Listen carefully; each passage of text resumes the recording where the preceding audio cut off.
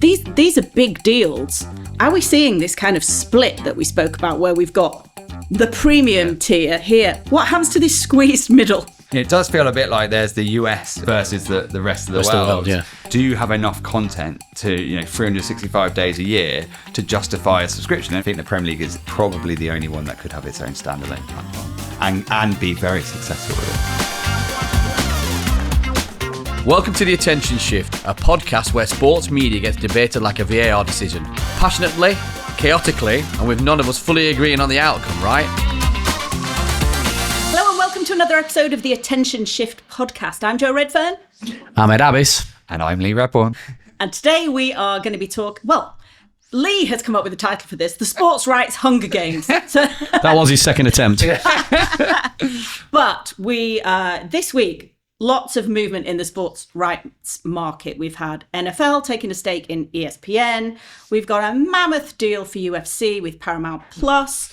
These are mega deals. Yeah, at the other end of the scale, we've got DAZN and Ligue fighting. That relationship has broken down. Feels like we've got a two-speed economy in sports rights emerging. So we're going to discuss that today. Who are the big winners? Let's talk about NFL. NFL's a big winner, obviously. Feels like the NFL are always big winners in this. They always go for the Super Bowl. Yeah. So to recap, NFL, 10% stake in ESPN, launching their new streaming platform, ESPN Plus. Controller distribution, good for NFL to have a stake in ESPN as it transitions from cable network and its linear routes into streaming. What do you think it brings both of those parties? What it means for viewers is obviously you get NFL Red Zone now on ESPN, which is obviously a big flagship program, and also flagship in the industry when it still remains a flagship in the industry. Obviously, you've got the live games, obviously incorporating another big aspect, the fantasy football side of things. So from a fan point of view, it's hopefully a good thing. It's hopefully one less subscription you have to buy.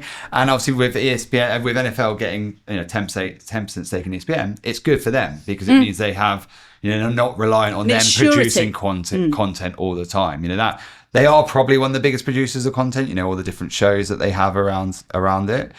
Which you do get with these sort of flagship rights like the NFL and UFC, but I think it's a good deal for them. But it obviously has larger ramifications, I think, for the market. Ed? Yeah, look, obviously there's a focus there on the US, right? And it is very much as it ends up making global news. It's a very US centric deal, and the US is a different market to most markets, right? And it's interesting that as the world is changing in terms of how content is being distributed in the US, the NFL still feels the need to take a 10% stake in the legacy media organization. And look, ESPN, because of cable cutting and all the rest, are trying to make a real play to be more of a digitally focused organisation. But like any major juggernaut, it's damn hard to turn that around and do that. So I just find it really interesting that the NFL at this point, when you're thinking, that sort of world is only going in one direction, why they'd want to take a 10% stake. But again, was that almost like a bit of a sweetener, and it's not the main driver in any of this? And it gives the NFL the ability to have one foot in both camps. Yeah. You don't switch off cable subscribers and then they all move to digital and D2C platforms. It is a transition. So it feels like this allows them to have one foot in each camp.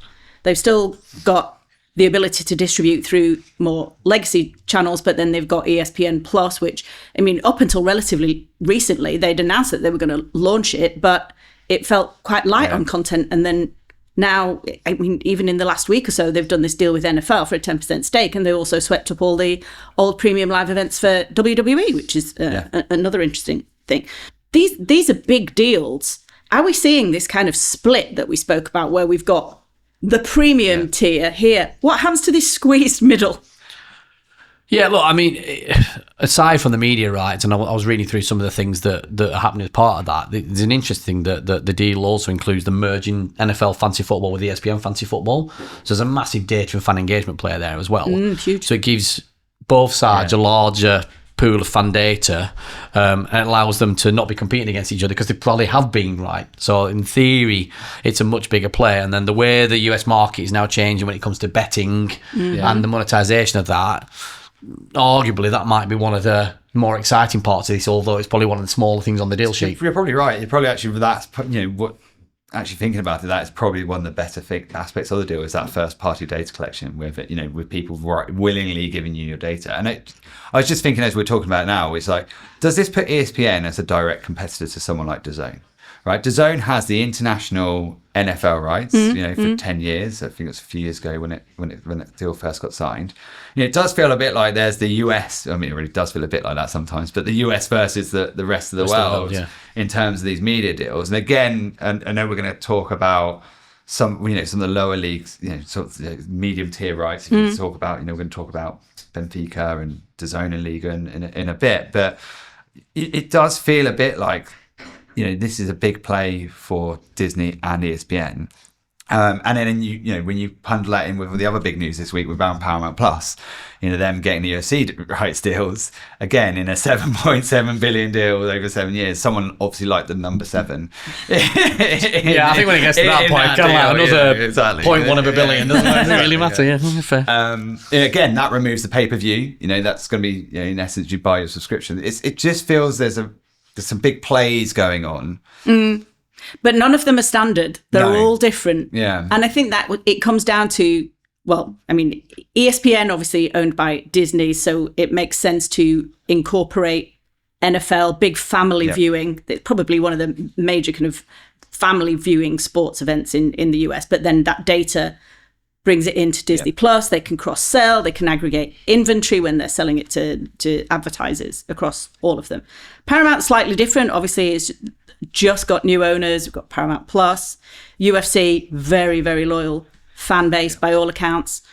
Peacock, before they lost WWE Premium Live Events, went on record as saying they were really big subscribers. So if you think about that in terms of UFC, that's irrespective of how much they've paid for it, that's going to be a big subscriber into Paramount Plus, that UFC content.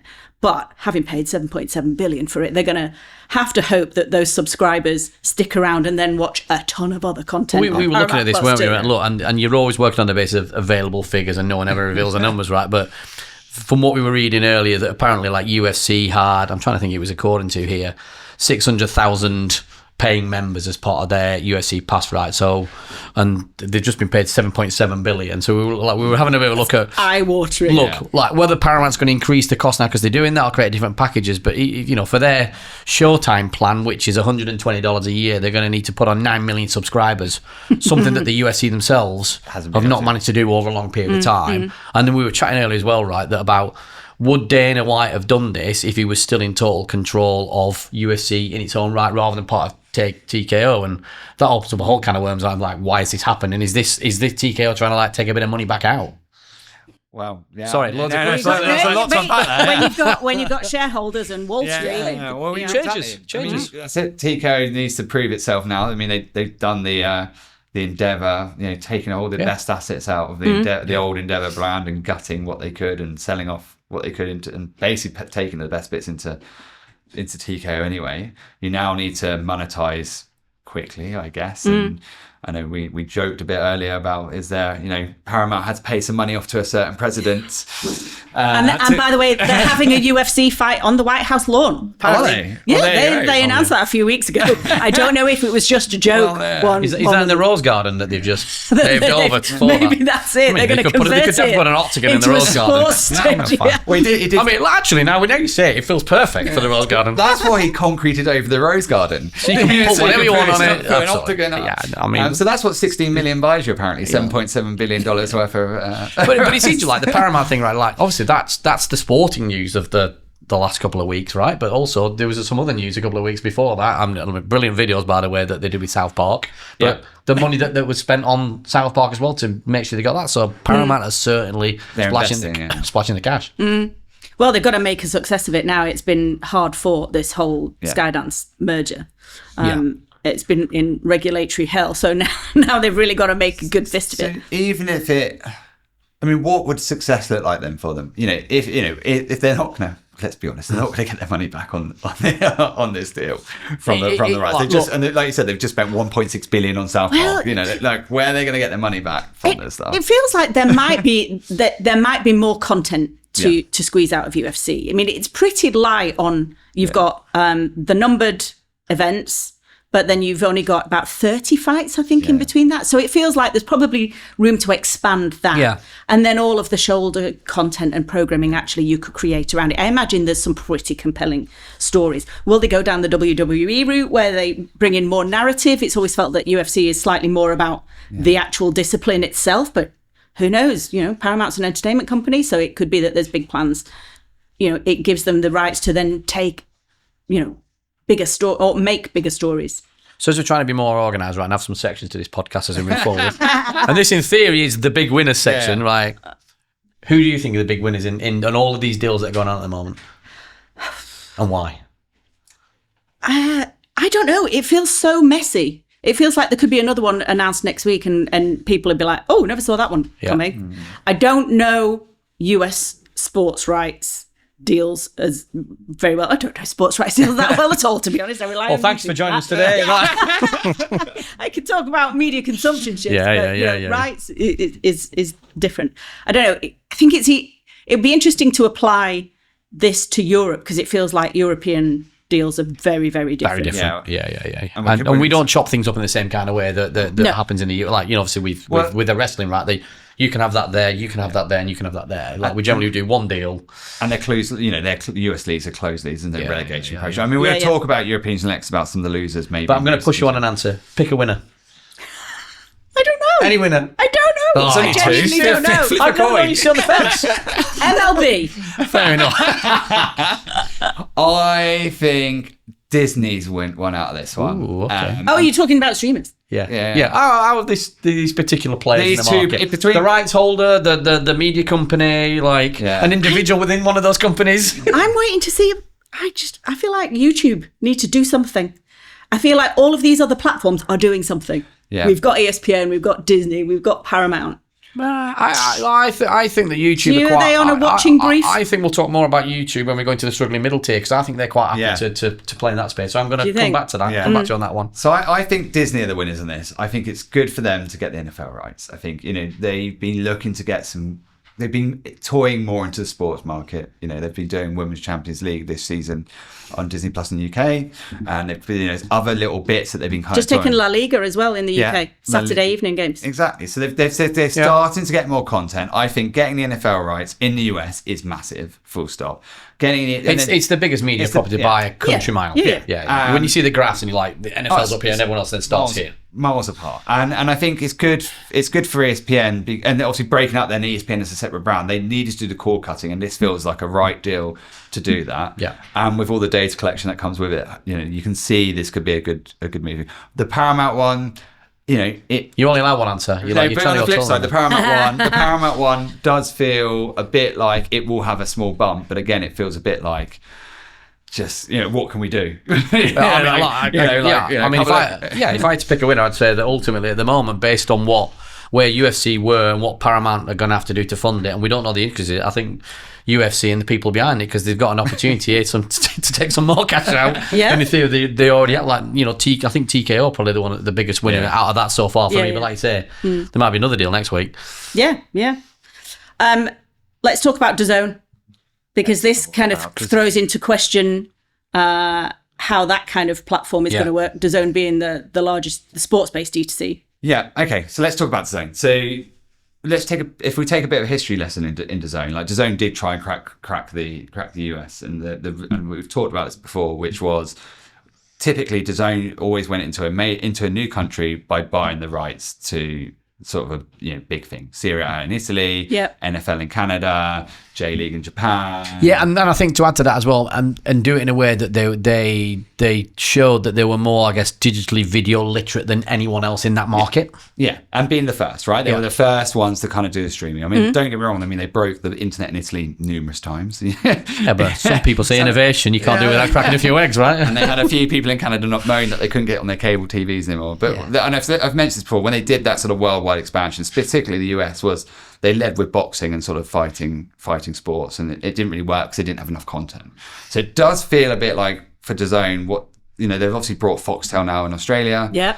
They've got FIFA Plus, which was a standalone app. Now all that content's been brought into that. Obviously, they've just done the Club World Cup, regardless of all these, let the conspiracies fly about how the money flows, how the $1 billion flows between all these interlinked operations. But I think the one we want to talk about is, and what it means for these sort of, who are the losers in this sort of, if you're not an F1, if you're not an NFL, if you're not the Premier League, you have to look at Ligue 1, in France.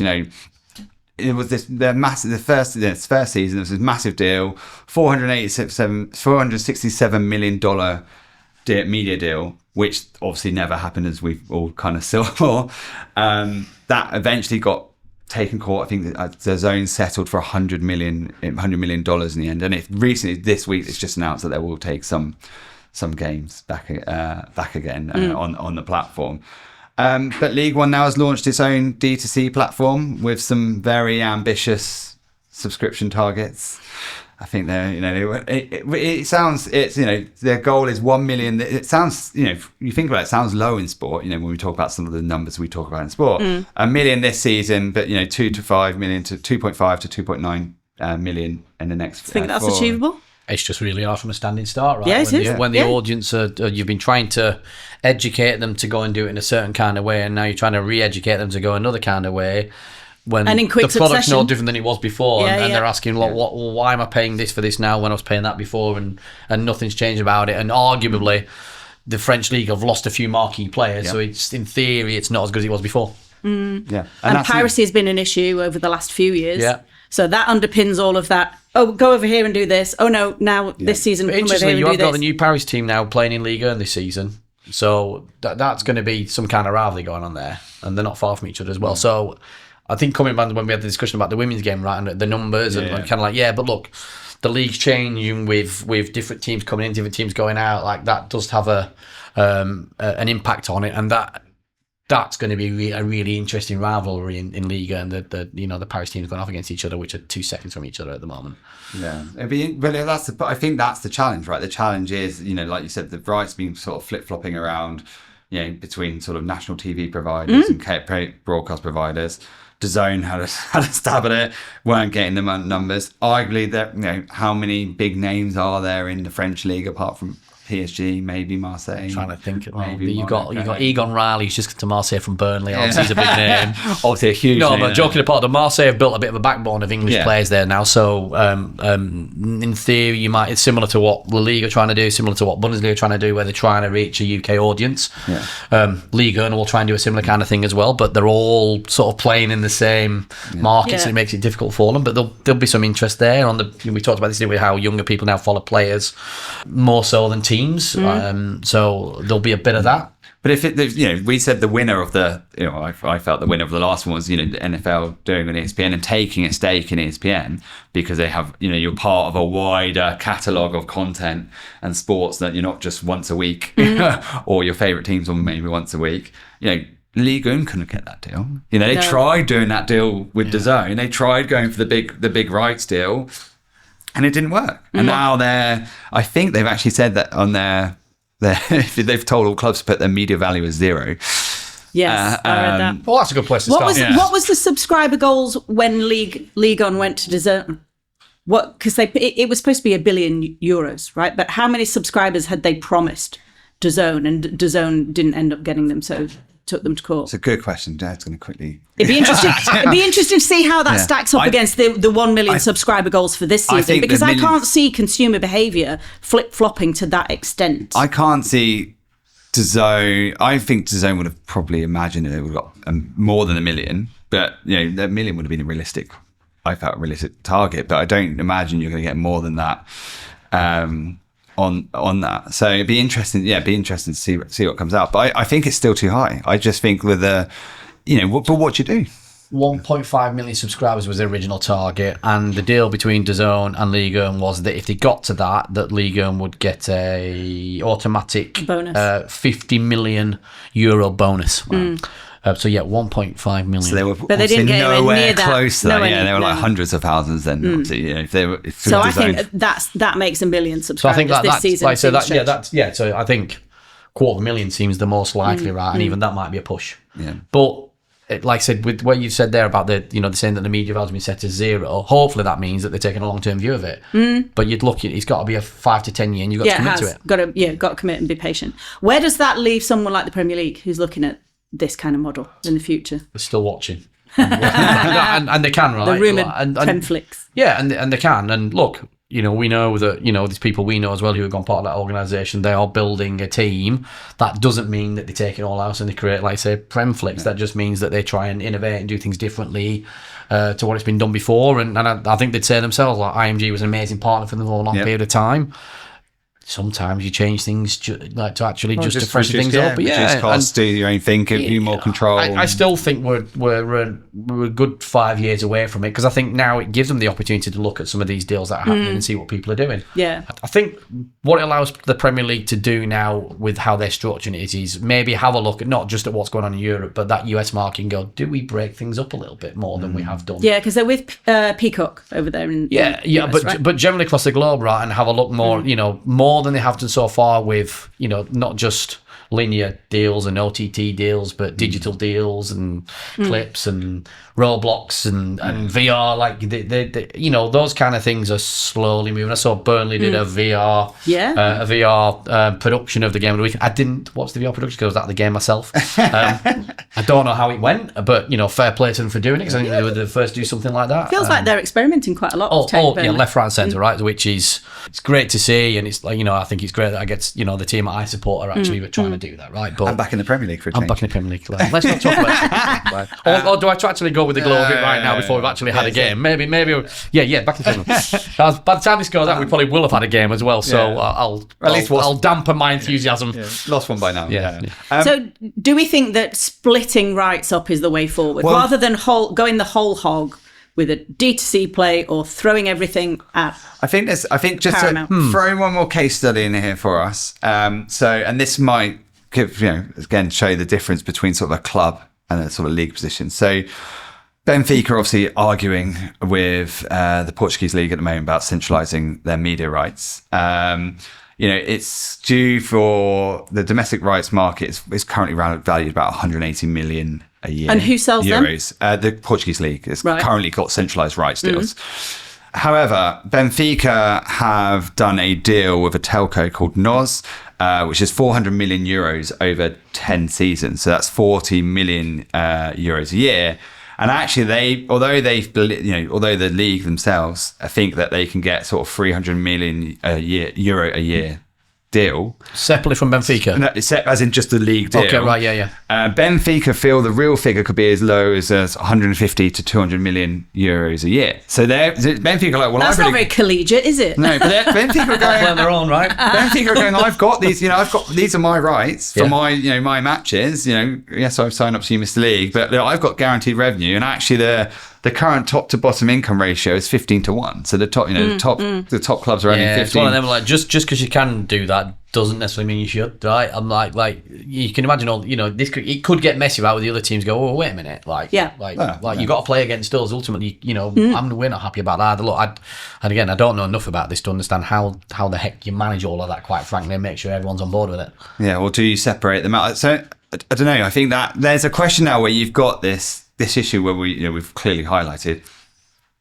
we've all known for a long time, media rights valuations have been super inflated. Now the chickens come home to roost and people are backing out. Roger talks about this a lot, right? And to be fair, he writes a very good book on it. Sports Perfect Storm. And he talks about how a lot of the clubs within leagues are basically in the service of themselves. They don't think about the value of the league as a whole and how it benefits smaller teams. Just for context there, because I've thrown Roger's name out in vain, could you explain who Roger is? I'm sure everyone knows who Roger is. I mean, I'm sure Roger would appreciate a name check on here, but wrote Sports Perfect Storm, which is a super read about all of the headwinds facing sport and football in particular, but is very vocal about how media rights are not going to continue up and to the right endlessly, and actually how a lot of these clubs, although the Premier League needs 2/3 of its constituent clubs to agree on things, actually a lot of those bigger clubs really are just out for themselves, which you can kind of understand. We'll do a bit of a free shout out for Roger. What we'll do is in the notes, we'll put a link in there for Roger's profile on LinkedIn, and also QR code, even better. And his Sunday column is, and we'll put a link in there for his book as well on Amazon, because he's a really good read. There you go, Roger. We get some affiliate revenue. Shameless plug. Plug over. But I think that we talked about this recently when we were talking about women's sports and the WSL, right? We were saying like having a YouTube strategy as an acquisition strategy, showing games is a way of going there. And you've got to look at different revenue streams. Yeah. And that's the struggle. Like, the big, the F1s, your NFLs are going to keep getting richer and richer and can afford, who can probably just go down to the nice swanky bar and go, over a glass of champagne on the back of a fag packet, let's sign this $7 billion deal. Whereas if you're a Ligue and you think you've made it, in a world of when rights are declining, and then then DAZN pull out. Now you've got Benfica trying to argue with this. It's like, it's a real... It feels like there could be some high-profile casualties in that middle tier in the next 3 to 5. Yeah, and I don't think if you're this is where I think Ligue 1's going to struggle. Like you have a certain number of super sort of hardcore fans, or your super fans, whatever you want to categorize them, who will take a dedicated stream platform. They're the ones who would always pay for a subscription because they will do it, Absolutely. right? But is that wide enough? And do you have enough content to, 365 days a year to justify a subscription? And it got proven, going back to the DAZN point, it got proven with DAZN in the US with the boxing that there wasn't enough content at that time when they launched in the US. I know it's different now, to keep people engaged, right? So that's why the ESPN deal is a good deal, because you're part of a wider catalogue. Yeah. But if you're a Ligue 1 or, a Portuguese league or even a Bundesliga, like... it's a worrying time to think about how you're going to monetize, and actually we talk about the attention economy. Is the attention actually getting attention via that way, and actually looking at these sort of new channels like YouTube, or are you just giving? You're going to fill the top of the funnel. Yeah. You don't have super fans without filling the top of the funnel. I think that's the point, right? Like, and we know this, right? Like, look, I love people like watching live games and live rights, but actually the younger audiences, and we know this because we've heard this time and time again, it's not that they don't want long form content or content about their team. They're just not necessarily sat there watching the game themselves, and they'll be more interested. Particular time. Yeah, they'd be more interested in perhaps watching something before the game, after the game, at various points during the week leading up to the game, that's with personalities where people are talking to them. Like I said, the game is just being broadcast and just streamed, and whether they're involved or whether they're not involved, it doesn't really matter. And actually, like, well, if it's not really being made for me, with me, I'm not part of it. So I think you're absolutely right when you go, okay, you can buy these rights and just stick them on a platform. I think that's where the Premier League will be looking at it and going, it's got to be about more than this. And I know that there'll be people in and around the Premier League and LG going, no, we know that, and we've been doing that for years with the stuff they've been doing. What it does need doing now is just like updating now into the modern age, where that content... where it's been really, really good for international audiences. And if you've ever been abroad, when you watch, the show they do on a Saturday afternoon when all the games are going on, it's amazing, which we don't get here because of rights cycles. It's Premier League. But try and do that without rights in the UK, and that actually might be something that ends up being a top of funnel play towards trying to get the next generation of fans, because it is a fast-paced live experience where, again, I don't think you need to necessarily have rights in there, or you could do it with clips. Yeah, extended highlights. I think the Premier League is the only one, we've talked about this before, I think the Premier League is probably the only one that could have its own standalone platform and be very successful with it.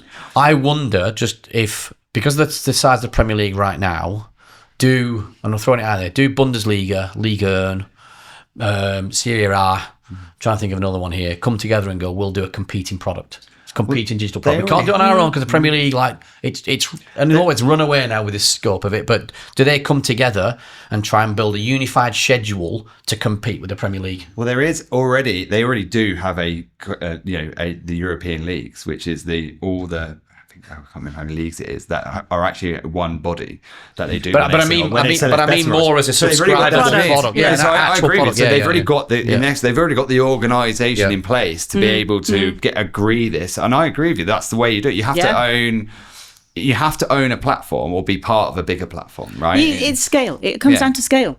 So interesting. If we come on to a segment here, the next right cycle. Is that something that we start to see happening in the next right cycle, where actually people start to think, trying to do it on our own like that is difficult because everyone's just competing. If we can actually partner together with the right other leagues or content, we can actually do something. Well, and I suppose La Liga tried to do that, right, with their digital product, and I'm not sure where that is at the moment, where they're bringing other sports into it. I've not heard anything about it for quite some time, where they were bringing lots of other Spanish sports into one subscription product. Like I said, the fact I've not heard about it for a while would suggest to me that it's not necessarily doing what it was intended to do, but people have tried. It's interesting because so it's adjacent, but you've got Channel 4, ITV Studios and Sky in the UK all combining to sell their ad inventory. Yep. That feels like, I mean, you wouldn't have thought that was going to happen 5 years ago. But actually, is that kind of a precursor for what you've just spoken about? And why did that happen, right? Because challenged by the YouTubes and the global platforms and the Facebook and they were like, we've got to do something here because we're going out selling our content and we're coming up to, we're talking to ad buyers who go, well, I can go and get that at YouTube, I can get that at Facebook. So they did that. So why not? And look, they've tried it a little bit in the UK, right? But from a sports premium tier, why not come together and do the whole thing together? You find that in betting, right? So if you were selling, back in my IMG Arena days, like if they would sell packages of, if you wanted UFC, well, you had to take some other properties, as part of that deal, that you couldn't just buy the premium sport that you wanted to bet on, for example, if you're a betting operator. And I think you'll see a lot more of that. And I think, but at the end of the day, there is the other risk, which is why I think going back to the ESPN deal, the fantasy game is so important. Is the thing that's important is the data, right? You need to, who owns that data, right? Are you just giving, because what they've done historically is gone, well, you give us a load of money, and what they've sacrificed is the data and the insight about their fan base. So they've basically given away. And you can see that with the NFL deal, right? That's not been forgotten. Right. So they've given away their future proofing, right? Whereas now it's like, well, actually, if we're trying to, yes, you can get some insights from YouTube and you get much deeper insights than you would, but not as deep as if you're in your own platform, right? You'll never get as much information as your own platform. So having that control or owning a platform as a part of a... Or even a stake in it. Or a stake in it. That's why I think, when you've got things like fantasy games or like fantasy Premier League or fantasy NFL, that's so valuable. And that's when you realize with why all these sort of big, the big sort of arms race for AI, where, they're buying, you see it, buying 49% stakes, or I think Meta offered $1 billion to one guy to be an AI researcher. The reason they're doing that is because they know once you get those AI engines so sophisticated, and you then own that data, you can then do some really clever, hyper-personalised... prediction stuff. Not just in that, but also like you as a fan, they'll go, right, well, Ed, I know you're just turning up to Burnley. Feeds, You're just turning up to Burnley. I know last week you brought the home shirt for your gal. Now, her favourite player's just scored. Now go down the club shop at half-time. Here's 50% off. And you'll likely have to pay a premium for that. But you know what I mean? But that, once you get that insight and data, but it's owning that data, is super valuable. And I think that's what's kind of gets lost when we talk about rights deals and stuff. It's like, actually, arguably, by giving, what they took was easy greed, because it was easy greed. You could just literally just sit there and go up every year. Now they're having to deal with it. What's the thing that's valuable? And they think the thing that's valuable is the rights deal. And whereas it used to, as Roger says, follow the money. Now it's follow the data. So on the basis that you've had some really good feedback about, we're trying to keep these podcasts to 30 minutes. We're 2 minutes over. Got a couple. Do you want to lead us out of this rabbit hole that we've gone down? I don't know what conclusion we can draw from this, apart from it's messy as hell out there at the moment. Are you going to still sit on the fence with a winner or a loser, or are you going to pick one this time? No, I don't know. No, I still think that there's more to come. Fair enough. I think there's more to come from Netflix. I think there's YouTube. It's got to be planning something. I do kind of like this takeout that follow the data. I think that is the currency as alongside the cash, but the data is going to be the big battleground. Well, I'm going to be clickbaity. I'm going to winner for me is UFC and the loser's Ligue. And there you go. You can clip that up. I mean, what to argue with that, really? Winner. Like I said before, winner is Disney out of this, and I mean, I think the loser at the moment is the fan. Nice. You can clip that one. And a true word has never been said. A true word has never been said. Right. Thanks for ending on a high, Lee. Yeah, thanks. Wow. Thanks for tuning in to this episode of the Attention Shift podcast. Give us a like and subscribe and let us know what you think. And we'll be back again for another episode soon. Thanks, guys. Okay. Cheers. That's it for this episode of The Attention Shift. Remember to like and subscribe and listen to us next time. And do let us know what you think. Email us at hello@attentionshift.media. That's hello@attentionshift.media. Goodbye.